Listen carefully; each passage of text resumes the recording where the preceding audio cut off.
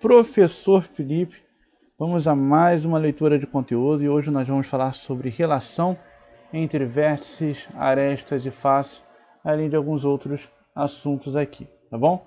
Então, nos poliedros temos alguns elementos a destacar. Que elementos são esses?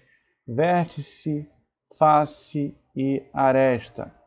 Vértice, face e aresta. Tem aqui um exemplo, uma pirâmide, e aqui um prisma. A partir do polígono da base, podemos determinar a quantidade de vértices, faces e arestas do poliedro.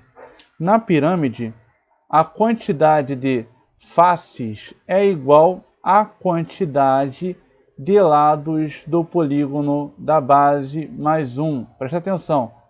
Faces é igual à quantidade de lados do polígono da base mais 1. Olha aqui. O polígono da base é um quadrilátero, não é? Então, se eu quiser saber quantas faces são, serão 1, 2, 3, 4, mais a face da base. A base também é uma face. Portanto, seriam 5 faces. Só para vocês começarem já a entender aqui como isso vai funcionar, certo? Então, vamos descer um pouquinho mais a nossa linha. Arestas é igual ao dobro da quantidade de lados do polígono da base. Arestas é igual ao dobro da quantidade de lados do polígono da base. Vértices é igual à quantidade de lados do polígono da base mais 1. Vértices é igual à quantidade de lados do polígono da base mais 1. Ok? Então, no prisma, isso aqui é para pirâmide. Agora, no prisma, a relação vai mudar um pouquinho. Faces é igual à quantidade de lados do polígono da base mais 2, porque agora nós temos duas bases. Arestas é igual ao triplo da quantidade de lados do polígono da base. Todas essas relações textuais nós vamos ver por meio de fórmulas também, tá bom? Vértices é igual ao dobro da quantidade de lados do polígono da base. Vértices é igual ao dobro da quantidade de lados do polígono da base. Então, nós vamos resolver alguns exercícios, tá? Vocês podem pular aí. Daqui a pouco nós vamos voltar. Eu deixei a lista de exercícios aí no anexo, com todas as páginas que nós vamos fazer. Vamos ver agora o nosso próximo assunto. Beleza, vamos falar agora sobre cone, cilindro, cone e esfera. Vamos aqui às apresentações. Os objetos a seguir têm formas arredondadas, que lembram o cilindro, o cone e a esfera. Então, o copo de leite lembra o quê? Cilindro. O cone, a casquinha de sorvete lembra um cone.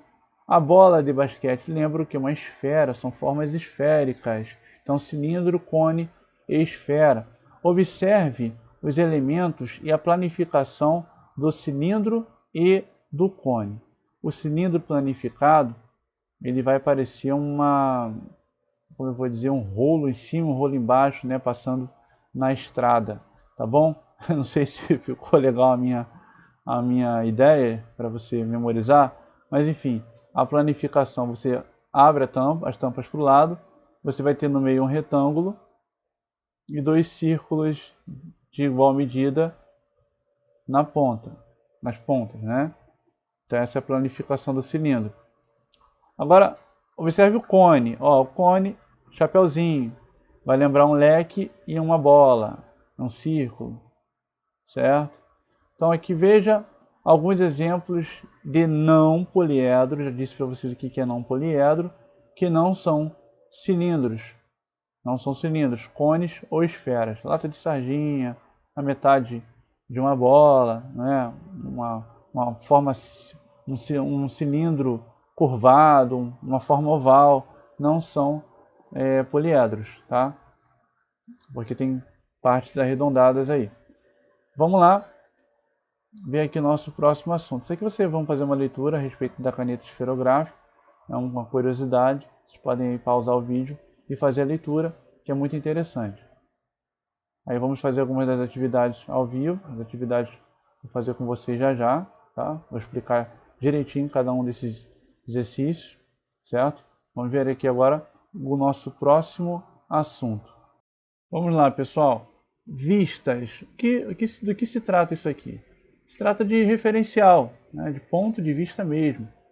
De onde você observa uma determinada figura, o que você enxerga, o que o seu amigo pode estar enxergando. Então, Sérgio, Camila, Rodrigo e Flávia estão sentados em uma mesa quadrangular, né? Cada um aqui no seu lado. Em diferentes posições desenharam alguns objetos que estavam sobre uma mesa. Então aqui Flávia, Camila e Rodrigo. Rodrigo está de frente para a pirâmide, para o círculo, e está vendo uma parte do paralelepípedo e do cilindro. Por sua vez, o Sérgio está daqui, ele consegue ter uma visão do paralelepípedo, do cilindro, da esfera e da pirâmide. Cada um está vendo essas figuras em uma posição diferente. Então aqui você teria que colocar a posição em que cada uma dessas crianças enxergou. Camila enxergou o quê? Camila enxergou o círculo, a esfera, o paralelepípedo, uma parte do cilindro e ela consegue ver a pirâmide por completo, tá bom? Vocês vão preencher isso aí no livro de vocês. Ó.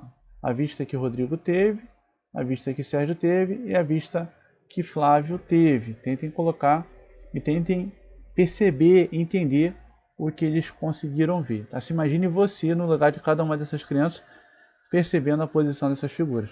Note que os desenhos são diferentes, pois cada uma das crianças observou os objetos a partir de sua posição, ou seja, os desenhos representam diferentes vistas dos mesmos objetos. Existe também outra maneira de representar esses objetos, observando-os de cima. Aí no caso, nós vamos dizer que isso aqui é a vista superior. Não é? Você olhando de cima para baixo, na vertical, você vai perceber essa formação aí das figuras. Então, considerando a posição do observador, podemos representar a vista frontal, a vista lateral direita, a vista lateral esquerda e a vista superior de um objeto. Como vocês podem ver aqui, a vista superior, a vista lateral direita, vista frontal, tá? Cada uma das vistas. Bom, eu quero falar também com vocês sobre planta baixa. O que é uma planta baixa? Planta baixa é um desenho técnico usado para indicar a representação da vista superior sem o telhado de uma casa ou de outras construções. Então, pedreiros, arquitetos, engenheiros utilizam-se muito dessa planta para poder entender o esquema da construção, tá? Para ter uma visão mais ampla daquilo que ainda será construído, né? E ter aí uma organização melhor. Em anúncios de imóveis, a planta baixa detalha a posição de imóveis e o tamanho dos cômodos. Até para quem vai comprar é interessante saber como vai ser a sua casa, o seu apartamento no futuro, não é isso? Então a planta baixa serve para isso. Então aqui, ó, observe algum anúncio de um imóvel e escreva no caderno quais informações ele traz. Você procura aí um caderno de imóveis na sua região ou pela internet e procure ver aí o que traz de informação. Veja como o quadro a seguir ficaria representado em uma planta baixa. Olha, aqui nós temos um quarto todo muito bonitinho, visto de forma lateral, né? E aqui é a vista superior desse mesmo quarto. Olha que maneiro, tá vendo? Muito bacana isso aí, não é? Então, galera, esse aqui é o nosso resumo teórico. Vou fechar aqui e agora nós vamos aos exercícios. Abra o arquivo aí que você vai ver o número das páginas que nós vamos resolver. Beijo no coração e até já.